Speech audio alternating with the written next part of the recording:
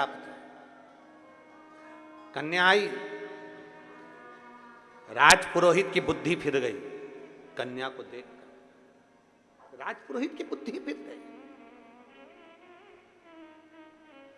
जो कन्या को देखा तो मन में विचार करा, कन्या को देखते से ही विचार करा कि इतनी सुंदर कन्या, इतनी सुंदर। मन में आया कि इसका भाग्य इतना प्रबल है, इसका योग इतना प्रबल है, और अगर ये कन्या मेरे से शादी कर ले तो कितना अच्छा हो जाए। अब तू राजपुरोहित है, तू उस राज्य का गुरु है,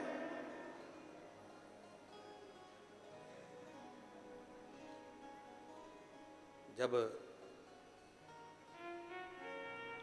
किसी शिव भक्त की ओर गलत दृष्टि से देखा जाता है तो उसकी गति बिगड़ जाती है। बहुत बहुत सावधानी।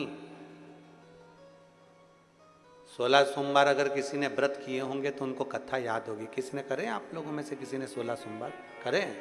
अरे वाह। 16 सोमवार की कथा आती है कि रानी ने पूजन का सामान खुद को जाना था, तो रानी पूजन का सामान किसके हाथ से भेज देती है? एक सेविका के हाथ से, एक नौकरानी के हाथ से, एक दासी के हाथ भेज देती।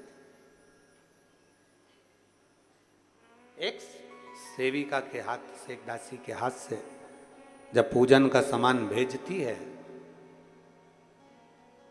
तब वो रानी दर दर धक्के खाती है, दर दर भटकती है।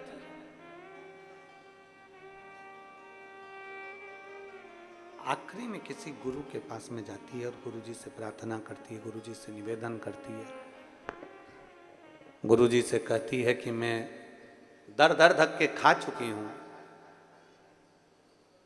जिस जल को छूती हूं उसमें कीड़े पड़ जाते हैं, वृक्ष के नीचे बैठती हूं तो सूख जाता है, गलती कौन सी हो गई मेरे से? ऐसी कौन सी गलती हुई है? कहा तुम्हारे पति भगवान शंकर की सेवा करते थे और तुम उसको गलत भाव से लेती थी। तुम्हारे पति शिव की आराधना करते थे, तुम उसको गलत विचार से लेती थी। पति ने कहा कि शंकर की पूजन का सामान लेकर आओ, तुमने गलत विचार प्रकट करा और सामान दासी के हाथ, नौकरानी के हाथ, सेविका के हाथ भेज दिया। ये श्रेष्ठता नहीं है, ये गलती है तुम्हारी, ये तुम्हारी गलत सोच है, गलत विचार है, गलत दृष्टि है।